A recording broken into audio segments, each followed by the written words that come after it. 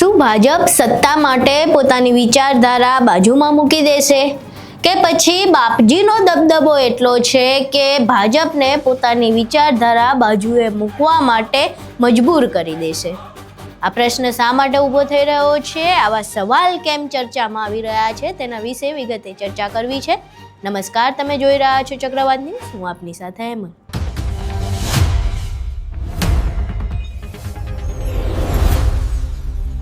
બાપજી એટલે કે ધારાસભ્ય પરસોત્તમ સોલંકીના દીકરા દિવ્યેશ સોલંકીના રાજકારણમાં એન્ટ્રીની ચર્ચાઓ ચાલી રહી છે.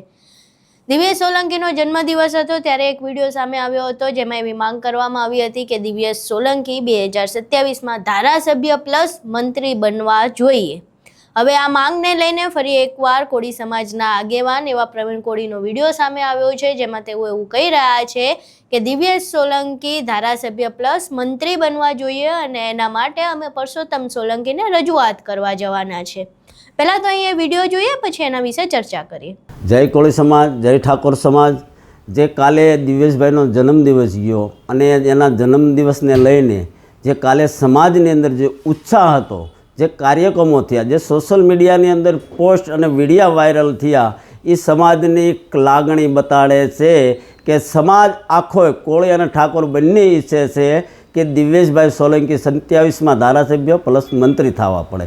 સાથે સાથે જે અત્યાર સુધી કોળી સમાજની અંદર ચાલી રહ્યું હતું ને કે કોળી સમાજના ભાગલા પાડો અને રાજ કરો, એ લોકોને અમે આ વાત ઉપર બ્રેક આવશે. દિવ્યેશભાઈ હોય કે યુવાનોની સીધી જ વિચારધારા છે કોળી સમાજની કે બધા સાથે મળી અને કામ કરશું, આ કહેવા માગે છે કોળી સમાજના યુવાનો તમામ કે ભાઈ ભાગલા પાડો અને રાજ કરો, આ બંધ કરો. આના ઉપરથી આ ચોક્કસ મેસેજ જાય છે. અને બીજું કે અમે કોઈના ટેકેદાર નથી, અમે ઓનલી ફોર કોળી અને ઠાકોર સમાજના ટેકેદાર સવી. એટલે અમે કોળીની જે વાત હશે, જે કોળી માટે કામ કરતા હશે, જે શિક્ષણની વાત કરતા હશે, સમાજની વાત કરતા હશે, હંમેશા અમે એમની સાથે રહીશું. આમનાય ટેકેદાર નથી અને આમનાય ટેકેદાર નથી. એટલે ટેકેદારવાળો કોઈ શબ્દ રહ્યો નથી, ખાલી ઓનલી ફોર કોળી સમાજના ઠાકોર સમાજના અમે ટેકેદાર સવી. અને બીજું કે જે ભાઈને લઈને ચર્ચા ચાલી રહી છે કે પરસોત્તમભાઈ શું નિર્ણય લેશે, તો તમામ યુવાનો હોય કે સમાજના આગેવાનો હોય, બધાય અમે મળી અને એક નક્કી કરવાના છે કે પરસોત્તમભાઈની ટૂંક સમયમાં મુલાકાત લેશું અને પરસોત્તમભાઈની આગળ જઈ અને અમે વાત મેકવાના છે કે તમામ કોળી સમાજના યુવાનો હોય, વડીલો હોય કે પછી ઠાકોર સમાજની, આ તમામની માંગ છે કે દિવ્યેશભાઈ 27માં ચૂંટણી લડવા પડે અને પ્લસ ધારાસભ્ય પ્લસ મંત્રી થવા પડે. આ તમામ માંગ લઈ અને કોળી સમાજના જે શિષ્ટ આગેવાનો છે એ બધાય પરસોત્તમભાઈને મળવાના છે. તો તમામ મિત્રને આ વાતની નોંધ લેવી. જય કોળી સમાજ. અહીં તમે વિડીયો જોયો. વિડીયોમાં પ્રવીણ કોળી સ્પષ્ટપણે કહી રહ્યા છે કે અમે પરસોત્તમ સોલંકી એટલે કે બાપજી પાસે જવાના છીએ અને આ મુદ્દે વાત કરશું, રજૂઆત કરીશું કે દિવ્યેશ સોલંકી 2027માં ધારાસભ્ય માટેની ચૂંટણી પણ લડે. ચૂંટણી ક્યાંથી લડશે? તો પરસોત્તમ સોલંકી જે વિધાનસભા બેઠક એટલે કે ભાવનગર ગ્રામ્યમાંથી ચૂંટણી લડે છે ત્યાંથી જ તે ચૂંટણી લડે અને બાદમાં ચૂંટણી જીત્યા બાદ મંત્રી પણ બને, આવી માંગ કરવામાં આવી છે. હવે આ માંગ ઉઠતાની સાથે અને જે પ્રમાણે વાત કરવામાં આવી છે કે પરસોત્તમ સોલંકીને મળવા જશે, ત્યારથી એક પ્રશ્ન ઊભો થઈ રહ્યો છે કે શું પરસોત્તમ સોલંકી પ્રદેશ પ્રમુખ કરતાં મોટા થઈ ગયા છે? કારણ કે ટિકિટ આપવાનું, ટિકિટ વહેંચવાનું કામ પ્રદેશ પ્રમુખનું છે, તો પછી પરસોત્તમ સોલંકી સાથેની મુલાકાત શા માટે? અને જો પરસોત્તમ સોલંકીની મુલાકાત એમના દીકરાને ઊભો રાખવા માટેની સહમતિ માટે છે કે એમના રિટાયરમેન્ટ માટેની છે, તો જ્યારે એમને ટિકિટની વાત કરવામાં આવી રહી છે, મંત્રી બનાવવાની વાત કરવામાં આવી રહી છે, તો શું પરસોત્તમ સોલંકી આ નક્કી કરશે કે ભાજપના પ્રદેશ પ્રમુખ નક્કી કરશે? ક્યાંક ને ક્યાંક એ પ્રશ્ન થઈ રહ્યો છે કે શું ભાજપ સત્તા માટે થઈને પોતાની વિચારધારા એ બાજુમાં મૂકી દેશે? આ પ્રશ્ન એટલે થઈ રહ્યો છે કારણ કે ભાજપ અવારનવાર પરિવારવાદની વિરુદ્ધમાં નિવેદન આપે છે. એવું કહે છે કે ભાજપ પરિવારવાદ નથી કરતું અને જો ભાજપ પરિવારવાદ નથી કરતું એની વિચારધારા છે અને પરસોત્તમ સોલંકીના દીકરા દિવ્યેશ સોલંકીને ટિકિટ આપીને મંત્રી બનાવવાની વાત થાય તો પછી ક્યાંક ને ક્યાંક એ પરિવારવાદનો દાગ ભાજપ ઉપર પણ લાગી શકે છે.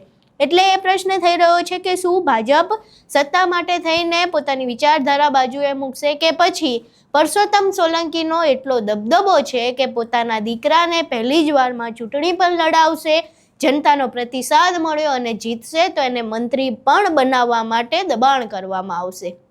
હવે આ જે વાત થઈ રહી છે એને લઈને પ્રશ્ન થઈ રહ્યો છે કે શું પરસોત્તમ સોલંકીના હાઈકમાન્ડ સુધીનો એટલો દબદબો છે કે એમના કીધે એમનો દીકરો મંત્રી બનશે?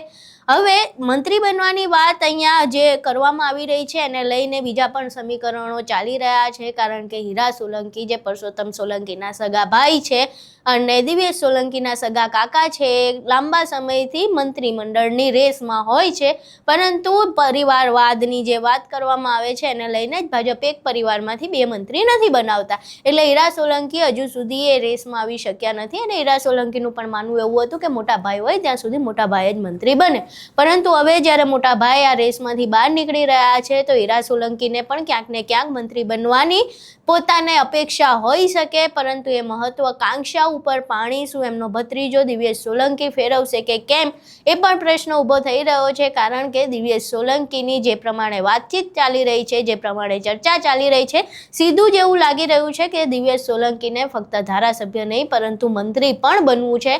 અને શું દિવ્યેશ સોલંકી મંત્રી બને તો પછી એનો જે ભોગ છે એ એના સગા કાકા હીરા સોલંકીને દેવો પડશે, એ એક સૌથી મોટી વાત અહીંયા ચર્ચાઈ રહી છે. હવે આખી ઘટના તમે જોઈ જે પ્રમાણે પરસોત્તમ સોલંકી પાસે માંગ કરવામાં આવવાની છે કે દિવ્યેશ સોલંકી ભાવનગર ગ્રામ્યમાંથી ચૂંટણી પણ લડે અને જો જીતે તો મંત્રી પણ બને. હવે આ માંગ વિશે આગળ શું થાય છે, અને આ તો પરસોત્તમ સોલંકી સાથેની વાત છે, શું ભાજપનું હાઈકમાન્ડ આના વિશે સહમત થાય છે કે કેમ, અને જો સહમત નથી થતું તો પછી બાપજી અને બાપજી સાથેના જોડાયેલા રાજકારણમાં શું અવનવા ચિત્રો આપણને જોવા મળે છે તે જોવું રહ્યું. આખો વિડીયો તમે જોયો, વિડીયો સાથેના જોડાયેલા રાજકારણ વિશે પણ આપણે ચર્ચા કરી. હવે આના વિશે તમારું શું માનવું છે? તમારા મંતવ્યો અમને કોમેન્ટ બોક્સમાં જરૂર જણાવજો. વિડીયો પસંદ આવ્યો હોય તો વિડીયોને લાઇક કરજો, શેર કરજો અને અમારી ચેનલને સબસ્ક્રાઈબ કરવાનું ભૂલશો નહીં. નમસ્કાર.